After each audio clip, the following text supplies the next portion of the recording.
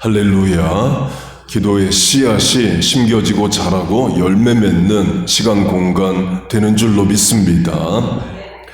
디아스포라, 흩어진 자의 사명이란 제목으로 말씀을 전하겠습니다. 본문에 흩어진 나그네로 흩어지다가 나옵니다. 헬라어로 디아스포라입니다. 이 디아스포라는 한국 정부도 일반 명사로 사용하는 단어가 되었습니다. Korean Diaspora, 한국인으로 외국에 흩어져 사는 사람들을 부르는 단어로 씁니다. 원래 디아스포라는 유대인인데 원치 않게 이스라엘 밖에서 살 수밖에 없었던 사람을 부르는 개념으로 시작이 됐습니다. 대표적 예가 바벨론 포로기입니다. 대표 인물이 다니엘입니다. 다니엘이 자원해서 바벨론에 가서 산 게 아니죠. 나라가 망해서 전쟁 포로가 돼서 할 수 없이 가서 살게 된 겁니다.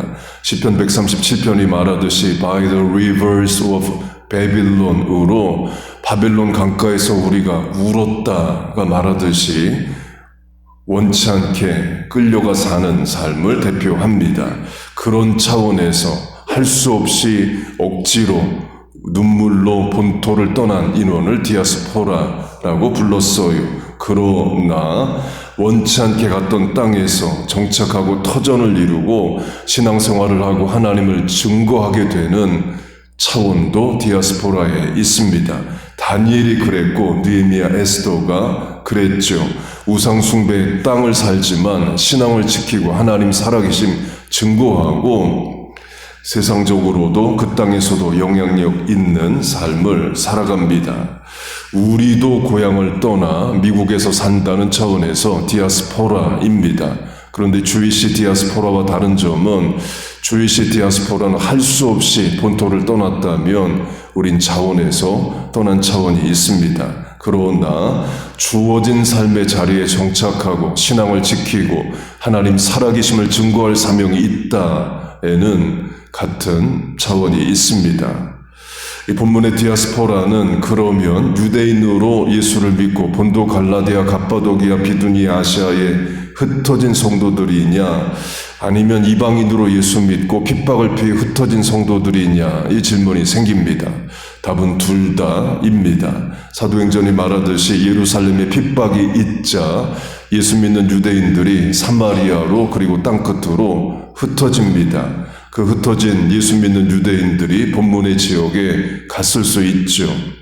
그런데 베드로서의 강조점은 이방인으로 예수를 믿고 흩어진 성도 쪽입니다. 근거는 본문 18절을 보면 너희 조상이 물려준 헛된 행실을 말하는데 헛된 행실은 우상 숭배를 말합니다. 조상이 우상을 섬겼다. 이방인을 말합니다. 또 2장을 보면 너희가 전에는 백성이 아니더니 이제는 하나님의 백성이요. 유대인들은 지금도 자기들이 하나님의 백성이라 여깁니다. 그런데 너희가 하나님의 백성이 아니었다는 말은 이방인이었다를 말합니다. 곧 이방인인데 예수 믿고 이제 하나님 백성 되었다 이에요. 그래서 본문의 디아스포라는 예수 믿은 주이시들이 흩어진 곳도 되지만 중점은 이방인으로 예수를 믿고 핍박을 피해 흩어진 성도를 말합니다. 곧 디아스포라의 시작은 유대인이지만 이방인들에게도 적용이 됩니다. 전설한 대로 심지어 한국 정부도 우리를 디아스포라라고 부릅니다. 디아스포라라는 헬라어는 디아, 시드, 씨와 스포라, sowing seed, 씨를 심다라는 헬라어의 단어입니다. 강조점은 목적이 없이 씨가 뿌려진 게 아니라 목적을 가지고 뿌려진 씨앗이다입니다. 농부가 아무데나 의미 없이 씨를 뿌리지 않기 때문입니다. 마찬가지로 하나님이 이스라엘 백성을 우리를 다른 곳으로 옮겨 심으셨다면 목적이 있다입니다. 그 목적을 발견해야 사명을 찾습니다. 바벨론 포로기로 하면 바벨론 포로기에 디아스포라란 개념이 생겼다 강조했습니다. 하나님이 자기 백성을 까닭 없이 바벨론 지금의 이라크 땅에 옮기신 게 아닙니다. 사사기 400년, 왕정시대 400년 동안 800년 가나안 땅의 귀신들 바알 아세라를 섬겼습니다. 그거 끊으라고 예레미야로 대표되는 많은 선지자를 보내 경고의 경고를 했음에도 불구하고 우상 숭배를 끊지 않아요. 선지자들 말 듣고 끊었으면 바벨론에 갈 일이 없습니다. 그러나 듣지를 않습니다. 그래서 하나님이 심판을 통해 회개를 촉구하시고 우상 숭배를 끊어내고자 해요. 바벨론에 끌려가면서 가나안 땅에 우상을 섬기는 것들은 이제 끊어집니다. 우리도 마찬가지죠. 언제 죄의 습관 실천들을 끊어낼 생각을 하고 회개하느냐? 주로 고난, 질병, 어려움, 사건, 사고, 실패, 하나님의 심판 때입니다. 강조점은 디아스포라의 목적이 있다 이에요. 다니엘을 바벨론에 두시고 에스더를 페르시아에 두시고 느헤미야를 페르시아에 두셨다가 예루살렘으로 옮기시는 것은 다 이유가 있습니다. 특별히 에스더로 하면 이때를 위함이 아닌가로 에스더가 퍼시안 신데렐라로 왕비가 되는 이유는 개인의 명예를 위해서가 아닙니다. 하나님의 백성을 위해서 목적을 가지고 왕비로 삼으신 거죠. 그럼 우리도 마찬가지입니다. 어떤 계기로 미국에 왔든 우리에게 심겨주신 하나님의 씨앗과 같은 사명이 있는 거예요. 여러분 믿습니까? 사도행전을 보면 예루살렘에 핍박이 일어나면서 성도들이 흩어집니다. 그 계기는 사도행전 7장의 스데반의 순교입니다. 그 다음 장 8장에서 스데반이 순교한 그날을 언급합니다. 그날에 예루살렘에 있는 교회에 큰 박해가 있어 사도 외에는 유대와 사마리아와 모든 땅으로 흩어지니라. 로 흩어지다를 말합니다. 사도들만 예루살렘에 남고 나머지 예수 믿은 성도들이 온 유대, 사마리아 모든 땅으로 흩어져요. 에코가 있죠. 사도행전 1장에 예루살렘과 온 유대와 사마리아와 땅끝까지 이르러 내 증인이 되리라는 말씀이 드디어 본격적으로 실천되기 시작했다를 사도행전 8장이 말하고 있는 겁니다. 그런데 계기가 박해이에요. 박해가 있기 전에는 다 예루살렘에만 있었던 겁니다. 그런데 박해가 오자 땅끝으로 향해 가기 시작을 했습니다. 그 땅끝으로 나갔던 성도들 중에 본문의 지명에 가 있었던 성도들도 있을 수 있는 거죠.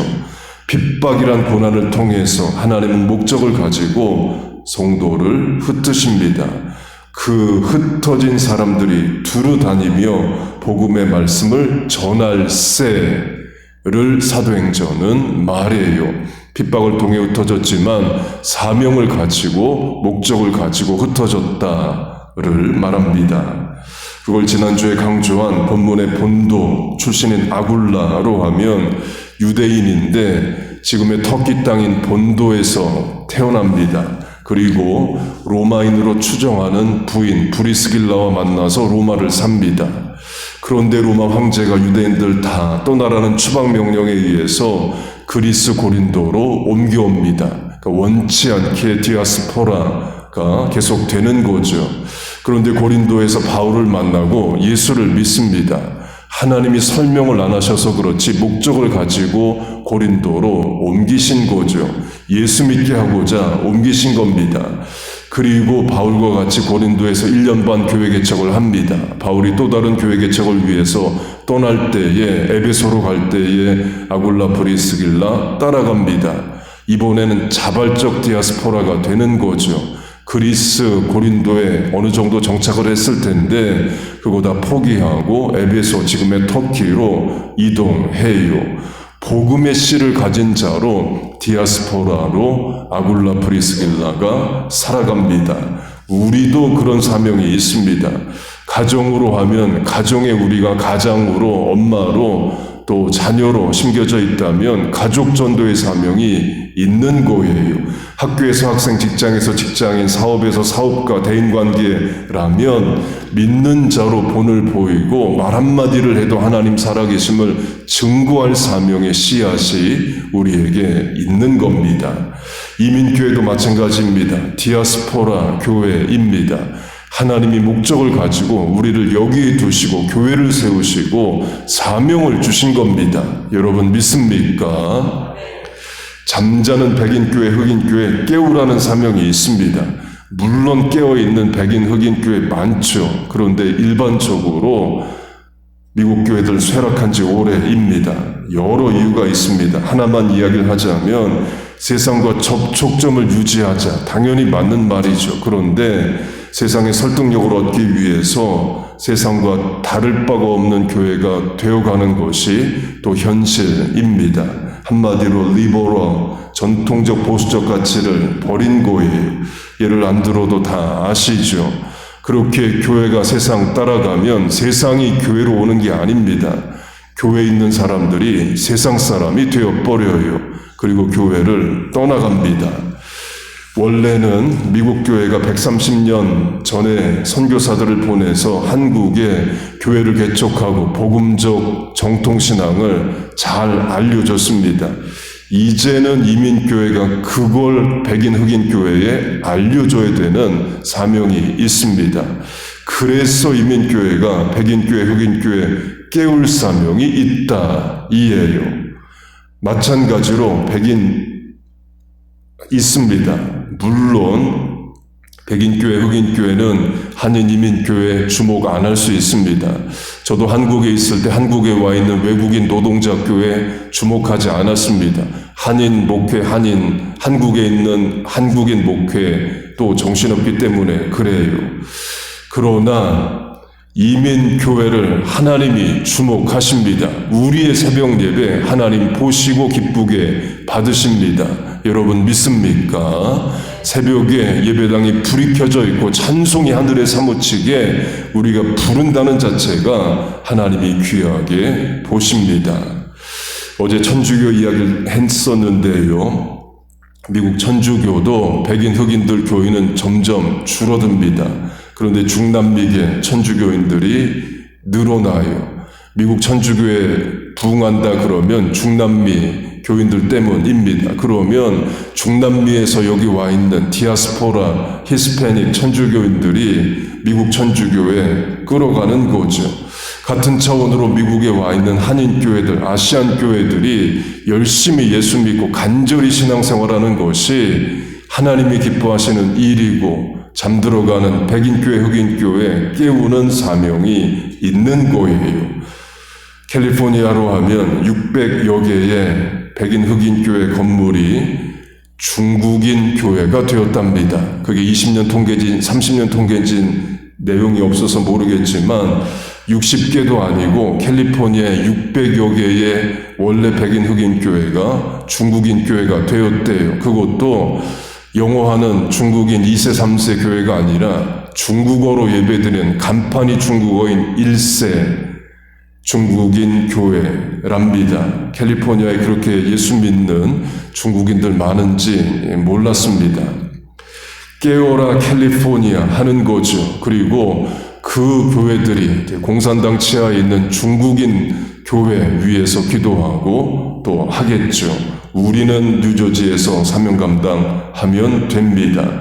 여러분 한 분 한 분이 복음의 씨앗을 가지고 삶의 자리에 심겨진 디아스포라요 사명자입니다.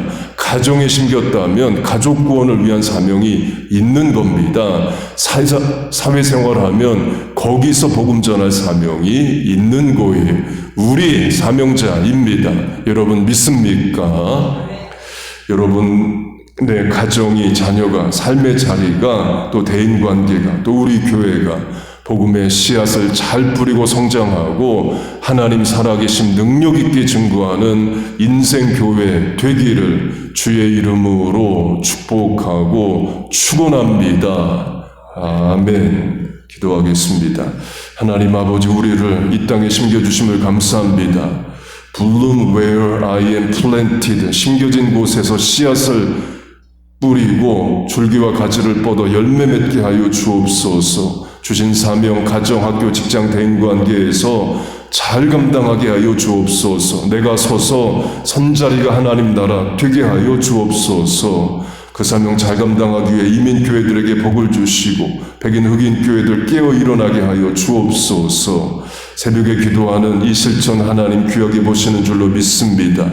우리의 기도에 응답하여 주옵소서. 예수님의 이름으로 기도하옵나이다. 아멘.